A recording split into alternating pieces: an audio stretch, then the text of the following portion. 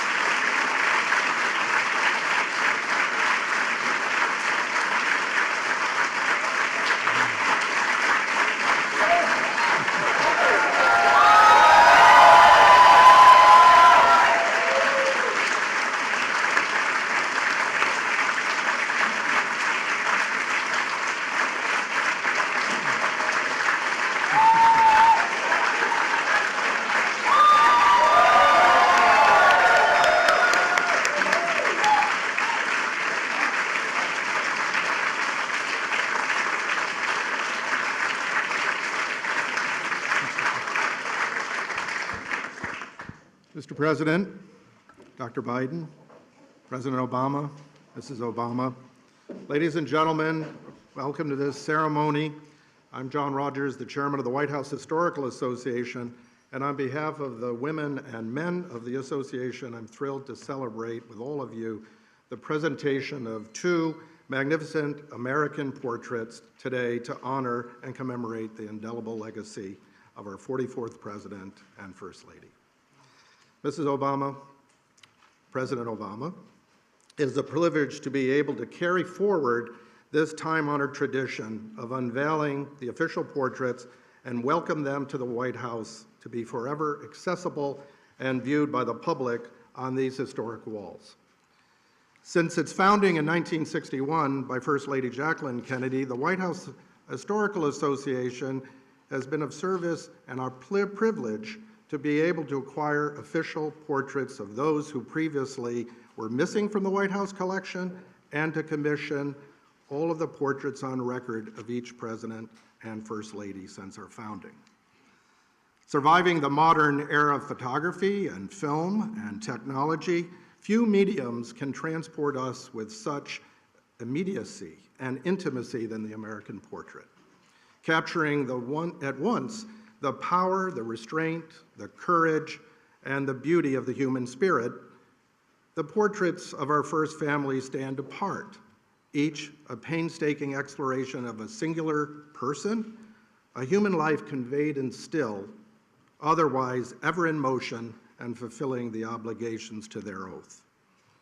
More than just the unveiling of our assemblage today, it's integral to the broader set of symbols and rituals and emblematic gestures distinctly American that sustain the spirit and the standing of our republic, bridging one presidency to the next the way we do one generation to the next, honoring the past as much as we look to the future. As we become more culturally and demographically diverse with ideas that are both molten and disparate pertaining to the future of our nation, our work to ensure the promise of what President Obama once called the unlikely story that is America. It's never been more intertwined with preserving what has been symbolically and foundationally at the heart of our storied resilience as a nation. And in this way, today is a reminder that America is governed not by a disconnected series of presidents, but rather by the enduring presidency. And within the greater story that's told by the 43 other portraits, we boldly celebrate their contrast and their confluence, certainly artistically, but also as distinguished chapters in the American narrative. And notably today, as the first Black American first family at 1600 Pennsylvania Avenue, and with whom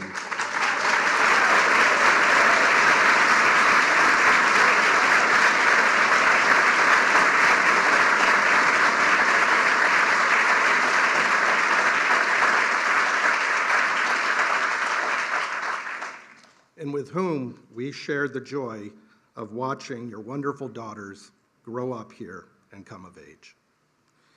Mrs. Obama, we thank you for your advocacy on behalf of this House and for making it possible for visitors to take pictures of these magnificent portraits among the other historic artifacts throughout the White House.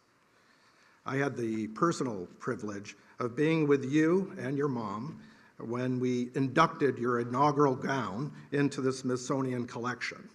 And may I say that the beauty of that white chiffon gown is only exceeded by the woman who wore it, and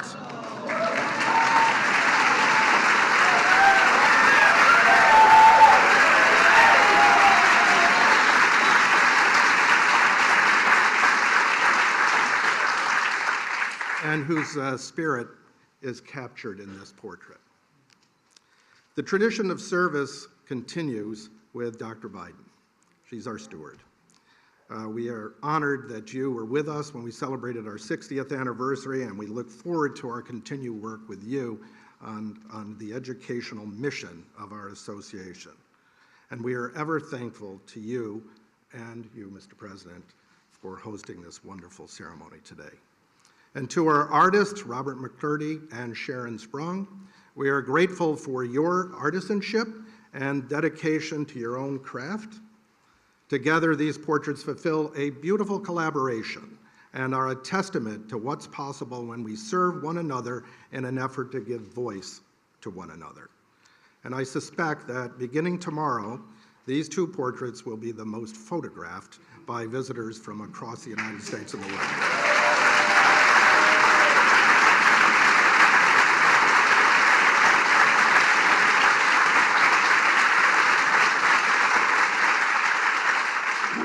And it's now my pleasure to introduce an admirer of great institutions and national treasures, the President of the United States of America.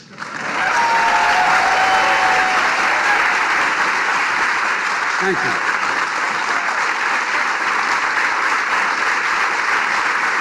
Thank you, thank you, thank you. Thank you.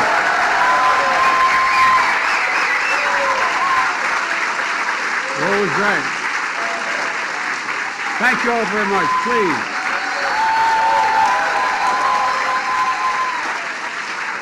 Thank you, thank you, thank you. Please. Thank you, John Rogers and the White House Historical Society. Barack and Michelle, welcome home. Welcome home. Jill and I and Kamala and Doug are honored to host you and so many friends who have been part of this incredible journey. It includes members of your cabinet and staff, some of whom were foolish enough to come work with me.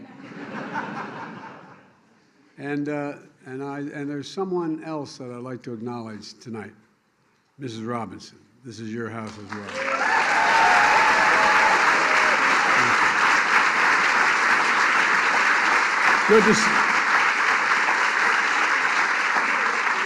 It's good to see you again, Mom. It really is. It's also good to see Miss Wilson, who known affectionately as Mama Kay.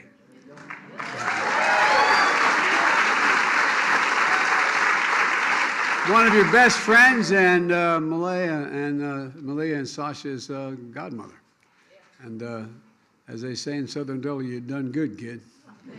And President Kennedy once observed that every president must endure the gap between what he would like and what is possible. He was right.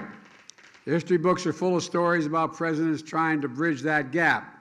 Stories that include the burdens of the office, the difficult decisions, how the work is always serious and often solemn. And all of that's true, but so is this. With Barack as our president, we got up every day and went to work full of hope, for real, full of purpose, and excited about the possibility before us. There are few people I've ever known with more integrity, decency, and moral courage than Barack Obama.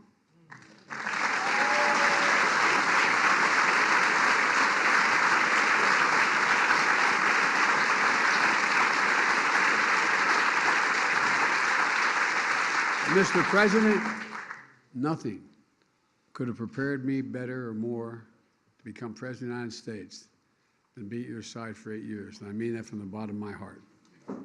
You know, no matter what the issue was, no matter how difficult, no matter what it was about, doing it, you never did it with just the easy way, what the easy way out was. It was never about doing it that way. It was always about doing what was right, literally. You know, just go down the list of historic presidencies. He never gave up on the simple truth that health care was a right for all Americans. When so many were telling him, including me at one point, take the compromise, take a compromise. We weren't sure we could get anything done on ACA. Think about the compromise. You refused. You went big. And now the Affordable Care Act is there permanently, and it's even being improved on.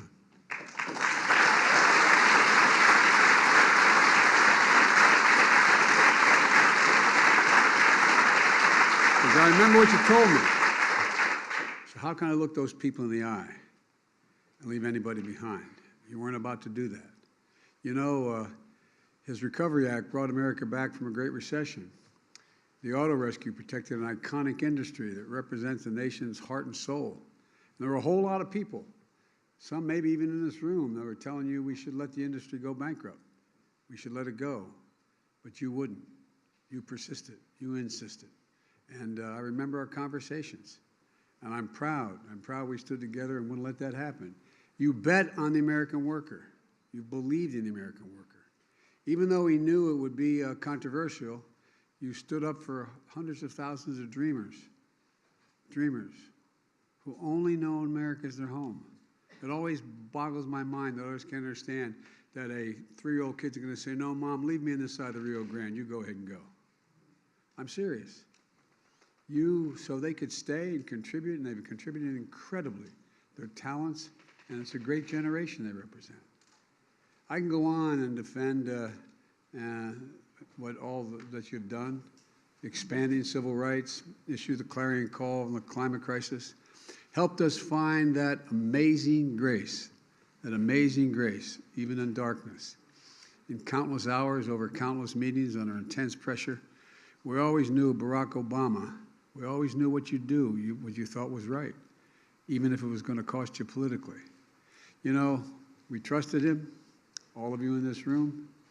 We believed in him, and we counted on him. And I still do. And I still do. And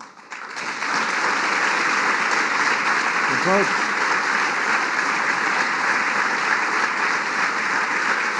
Mr. President, that's why the country elected you twice. It's why you'll be considered one of the most consequential presidents in our history, along with one of the most consequential first ladies. You know, Michelle, he knows, we all know, he couldn't have done it without you. I know I couldn't. In fact, during our week, we had lunch once a week, every week, come hell or high water. And everybody wondered all the important things we talked about. Probably 40% of the time we talked about family. We most talked about our girls and my grandchildren and my children. You embodied dignity beyond measure, Michelle. And together you and Barack made history. You both generated hope for millions of people who were left behind for so long. And it matters. You both did it with such grace and such class. You know, you dreamed big and secured lasting wins for the American people, helping lift their burden with the blessing of hope. It was so underestimated, the notion of just having hope. This is a gift of the Obama presidency to the country and to history. It's a gift I felt personally. And as we used to say in the Senate, Mr. President, excuse the point of personal privilege, you were always there. I remember how you were with me when our son was passing. And I remember the eulogy you gave in his behalf. you'll never fully understand just how much it meant to Jill and me and the entire family. I always remember that night we accepted the nomination in Denver. My granddaughter Finnegan, who's a great friend of your daughter's, came up to the room, our room, and said, "Pop, can we move the beds out of my room?" And I said, "Why do you want to move the beds out of your room?" He said, "Well, so her two sisters and Malia and Sasha, we could all get sleeping bags and lie on the floor and sleep together and watch the convention on the floor." That image of them all together will stay with me forever. And I think it melded our families in ways that it's hard for other people to understand. For 8 years, we grew to be a family for each other and through our highs and our lows. Family from different backgrounds, brought together by a shared value set. And all the things that the families have done together. I imagine there may have been other relationships like this, the president and vice president, but I can't think, none comes to mind. Jill and I have been waiting to host events at the White House for a long time, coming out of the pandemic. And it's fitting that we can do that now by unveiling the portraits of two dear friends and two great Americans who are still held very tightly in the hearts of the American people. Portraits that are going to hang on the walls of this sacred place, the People's House, forever. And a reminder of all here and now for those to come to power that hope and change matters. Barack and Michelle, it's my honor to invite you both to the stage for the unveiling of your official portraits. Come on up.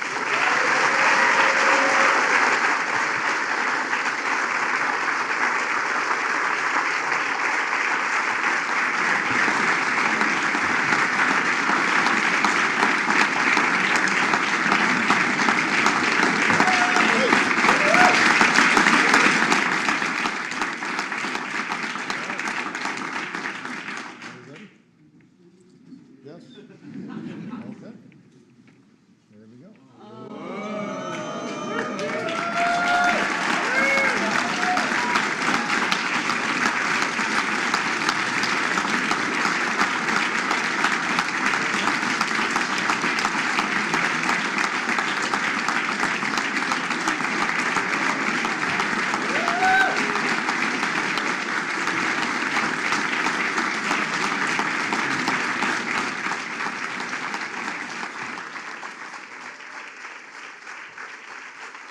Thank you so much. Thank you, everybody. Thank you.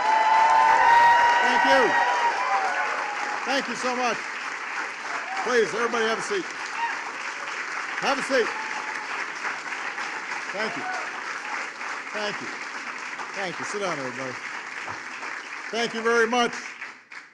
It is great to be back. President and Dr. Biden, Vice President Harris, and Second Gentleman Emhoff, thank you so much for your hospitality. Thanks for letting us invite a few friends to the White House. We will try not to tear up the place. Someone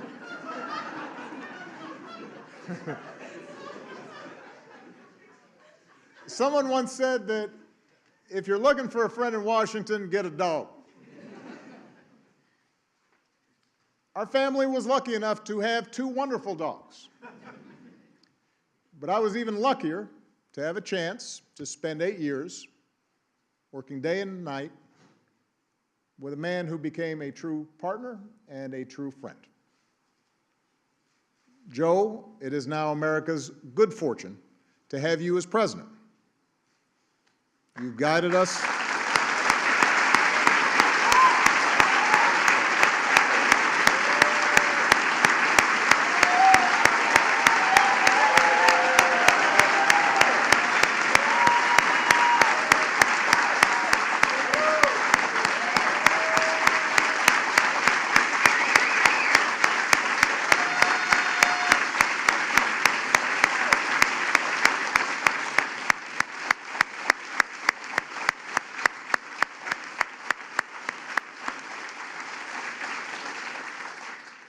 You have guided us through some perilous times.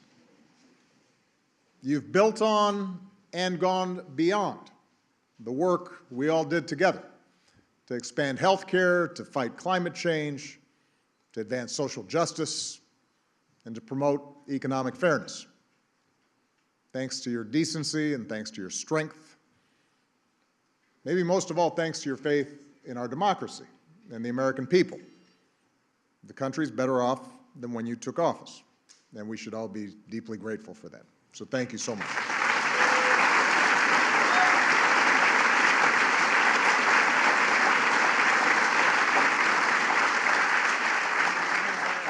To all the former Obama-Biden staffers who are here in person, some of you are watching at home, thank you for being a part of this. When people ask me what I miss most about the White House years, it is not Air Force One that I talk about, although I miss Air Force One.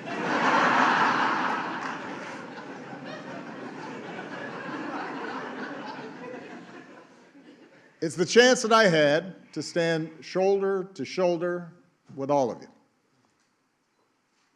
To have a chance to witness so many talented, selfless, idealistic, good people working tirelessly every day to make the world better.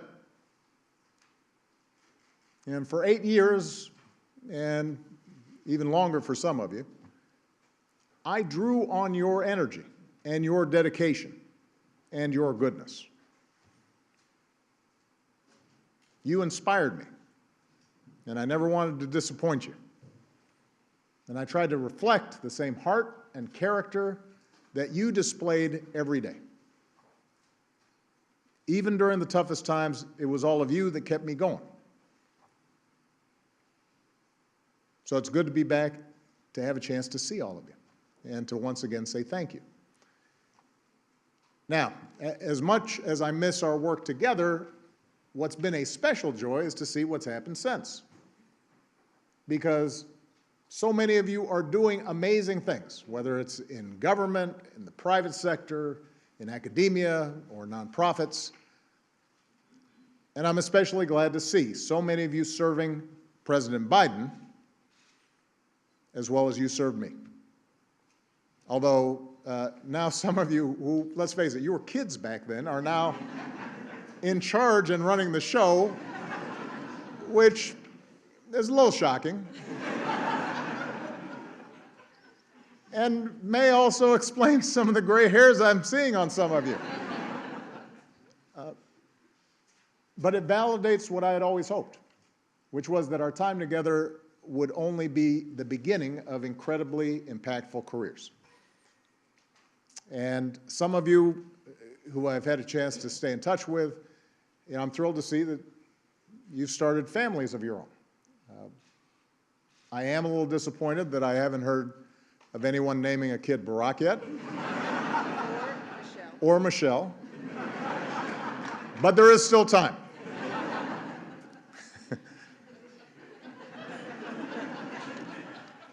Finally, I want to say a special thanks to the White House staff. We had a chance to see them all beforehand.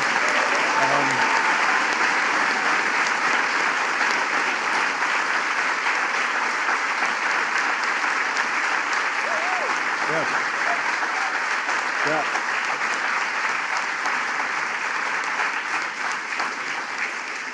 You took incredible care of our family for 8 years, and along the way, you became a part of it. And we have not ever forgotten the kindness that you showed us. Now, when Michelle and I had our portraits unveiled at the National Portrait Gallery a few years back, I said that as far as I could tell, no one in my family tree had ever sat for a portrait before. I certainly had not. And now all of a sudden, we've done it twice. But these portraits have a special significance because, as Joe mentioned, they will hang in the White House alongside portraits of other presidents and first ladies dating back to George and Martha. So it was important to find the right people to paint them. I want to thank Sharon Sprung for capturing everything I love about Michelle. Her grace, her intelligence, and the fact that she's fine.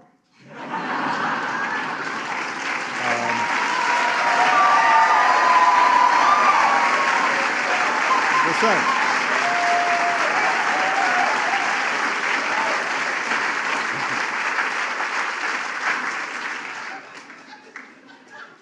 She is. Her portrait is stunning. And I want to thank Robert McCurdy for taking on a much more difficult subject and doing a fantastic job with mine.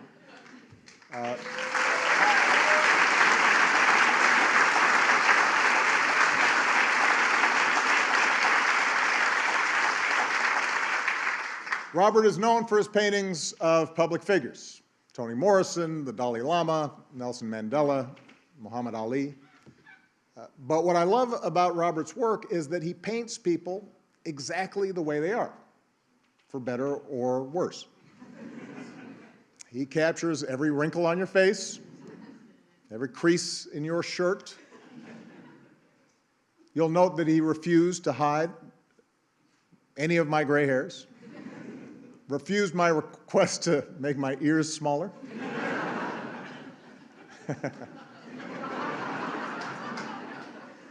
He also talked me out of wearing a tan suit, by the way.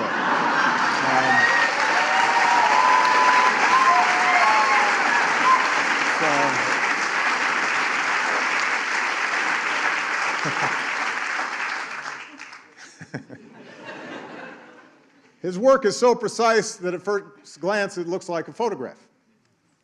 And Robert also paints his subjects looking straight ahead. So it feels like you're face to face, forming a connection. And that appealed to me, in part because presidents so often get airbrushed, even take on a mythical status, especially after you've gone, and people forget all the stuff they didn't like about you. But what you realize when you're sitting behind that desk, and what I want people to remember about Michelle and me, is that presidents and first ladies are human beings like everyone else. We have our gifts, we have our flaws. You've all experienced mine. We have good days and bad days. We feel the same joy and sadness, frustration and hope. And while it takes a certain amount of self-confidence to be president, there are nights where we lie awake, wondering if this or that decision was the right one. I've always described the presidency as a relay race. You take the baton from someone, you run your leg as hard and as well as you can, and then you hand it off to someone else, knowing that your work will be incomplete. The portraits hanging in the White House chronicle the runners in that race, each of us tasked with trying to bring the country we love closer to its highest aspirations. And when future generations walk these halls and look up at these portraits, I hope they get a better, honest sense of who Michelle and I were. And I hope they leave with a deeper understanding that if we could make it here, maybe they can too. They can do remarkable things too. Now, it is my pleasure to introduce someone who needs no introduction. Michelle was the best thing about living in the White House, and let me tell you, the pastry chefs here deliver delicious pies on request. So that is saying something.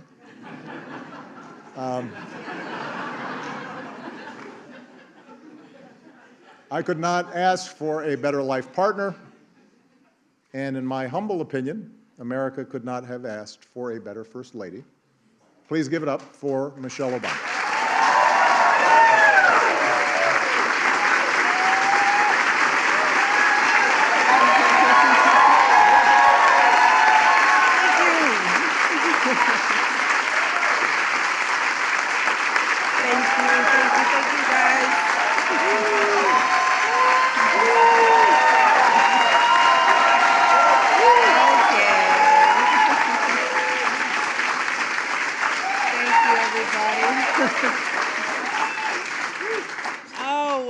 me thank my husband, first of all, for such spicy remarks.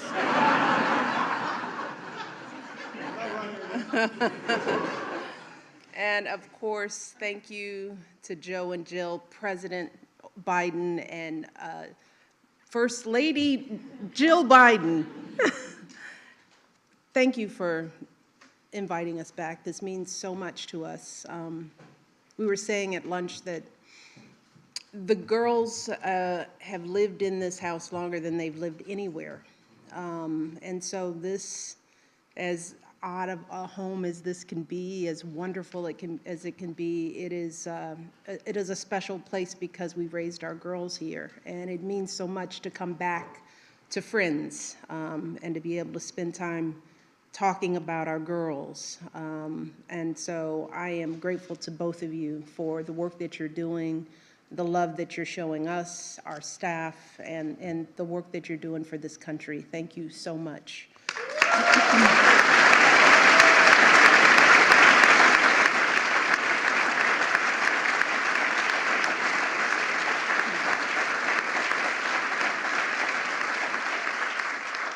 And of course, to Vice President Harris, and I love to say this, second gentleman, Imhoff. Let's say it again, second gentleman. You're doing a great job.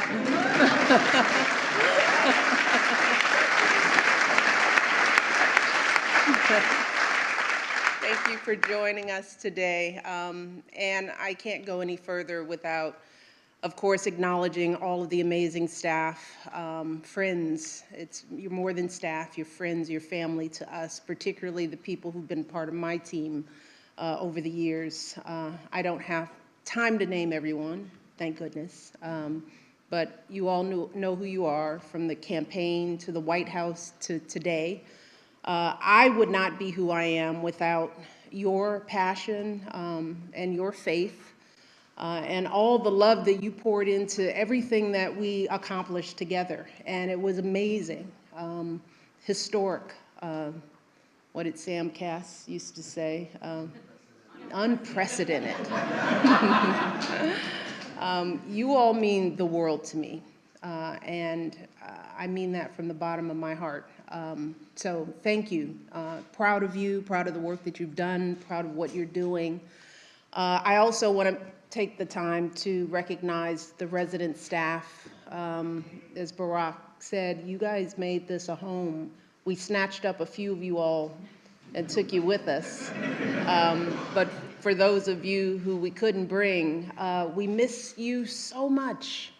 We miss you so much. The best part about this house was you all. So it's so good to see you, and you all look good, so good. I'd also like to recognize Stuart McLaurin, of course, John Rogers. It's been amazing working with you all over the years. I have to recognize Bill Allman, who has been fabulous to work with over the years.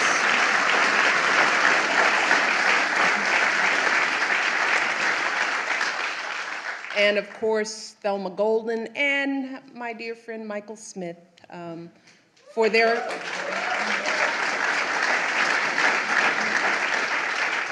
we are where we are because of their comprehensive and rigorous work to identify these incredible artists. And that brings me to our artist, of course, Robert McCurdy, who, you did a good job.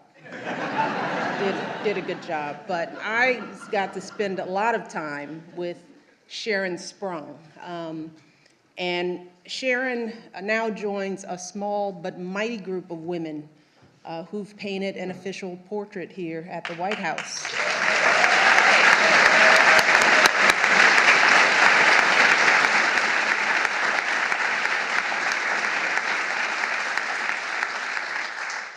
And I'm thrilled that this extraordinary work is going to be enshrined forever as part of our nation's history. But Sharon, it was wonderful to work with you.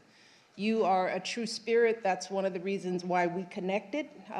Your work is phenomenal, but it was your essence, your soul, the way you saw me, the way we interacted, and it shows in this beautiful work. So thank you for your brilliance, your artistry, and your patience. in this process. I remember I went to see the work in Brooklyn, and poor Sharon, because no one is supposed to know who the artists are, so her studio is her home. And so she had this piece in her home. You couldn't have guests over. You were frightened that it would get out. You just wanted it out of your space. And every year I thought about, she must be going crazy. So thank you so much. Let's give them both a round of applause.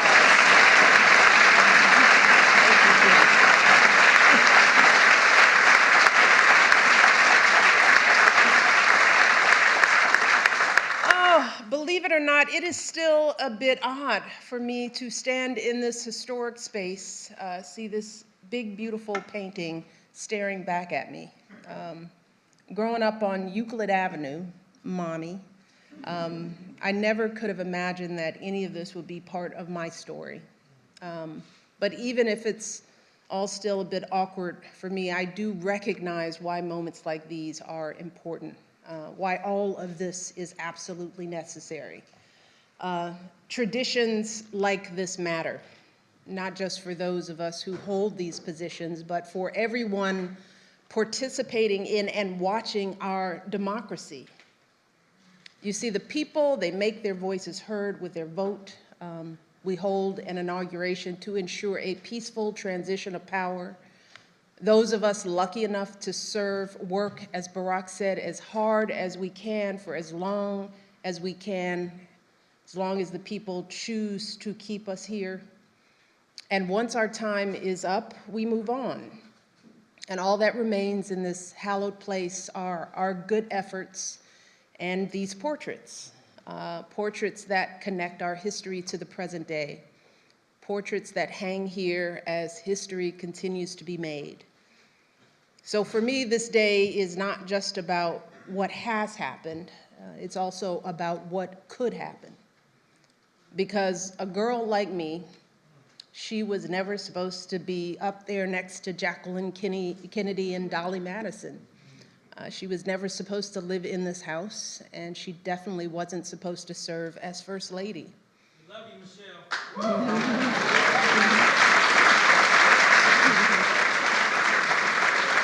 Love you back.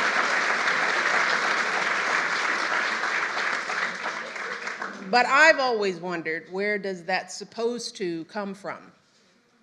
Who determines it?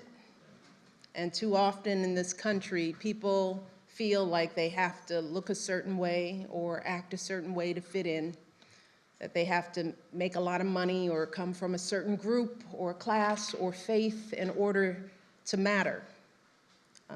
But what we're looking at today, a portrait of a biracial kid with an unusual name and the daughter of a water pump operator and a stay-at-home mom, what we are seeing is a reminder that there's a place for everyone in this country.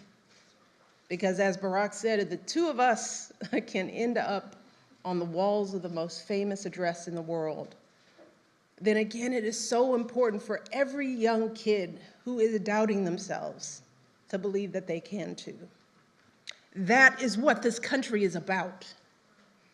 It's not about blood or pedigree or wealth. It's a place where everyone should have a fair shot.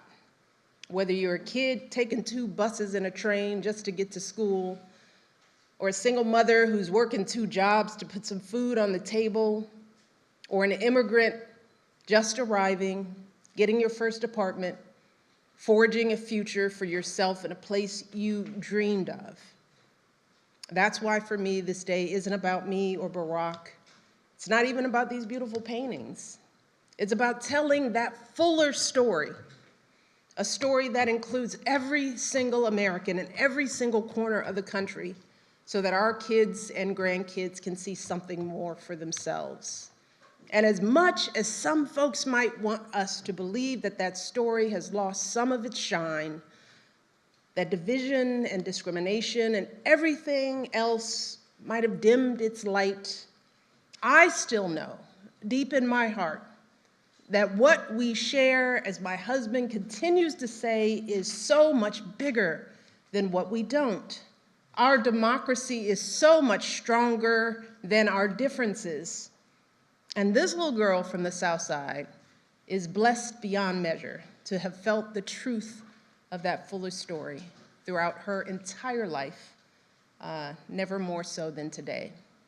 So thank you to President Biden, to Sharon, and to all of you today for playing a part in this day and all the days that led to it. And now it is my privilege to introduce someone who is stepping in shoes and doing it well, someone who has devoted so much of her life to education, working to broaden the idea of whose story matters. Ladies and gentlemen, please welcome my friend, First Lady, Dr. Jill Biden.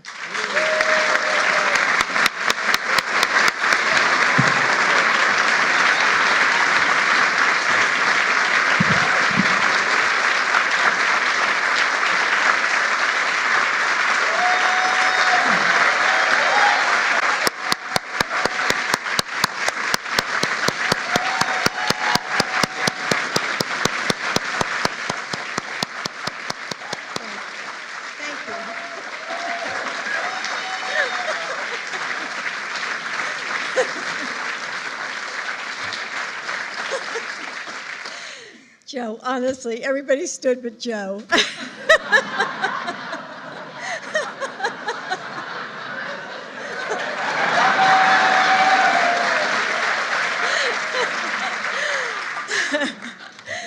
Thank you, Michelle, for a friendship I treasure. 14 years ago, Michelle, on a cool night in November, a sea of people gathered in Grant Park to be a part of history. There was laughter and music and dancing. There were tears as friends and strangers alike held each other, overwhelmed with the joy that hope and change had been realized. The crowd roared, radiating the sense that anything we could dream was within our reach. But at the heart of that enormous moment was a family.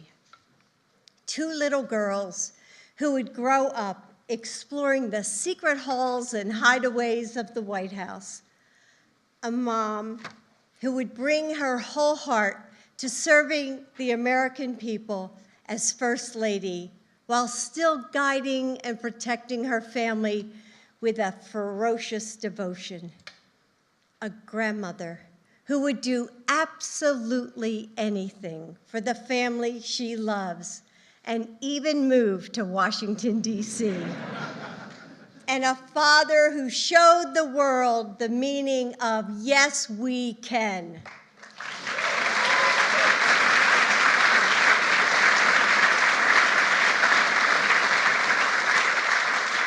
For Joe and me and our entire family, standing on that stage next to you was like waking up in a new world, a place where, with hard work, anything was possible. And it wasn't just the Bidens. So many of you were also there. You remember how it felt. It was magic, wasn't it? That night, your family connected us all.